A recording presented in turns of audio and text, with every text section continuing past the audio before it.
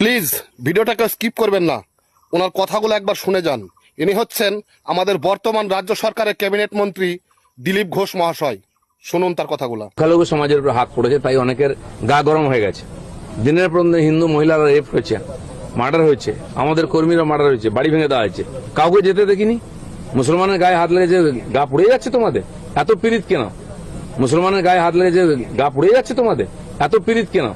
মুসলমানদের ভোট পেয়েও জিততে পারেনি তোমরা। আমাদের দেশে বাংলায় একটা প্রবাদ আছে, ঘোষবাবুদের ৮০ বছর বয়স হলেও বুদ্ধি হয় না। এটাই বুঝি তার নমুনা? নাকি আপনি নিজেও নিঃসন্তান বলে সন্তান হারানোর মর্ম বোঝেন না? কোনটা? হ্যাঁ, একটা 11 বছরের কন্যা সন্তানকে ধর্ষণ করে তাকে নির্মমভাবে হত্যা করা হলো। সারা দেশ যেটাকে দেখে স্তম্ভিত। সারা দেশের জনগণ জাতি ধর্ম বর্ণ নির্বিশেষে সকলে যখন একই সুরে একই আওয়াজ তুলে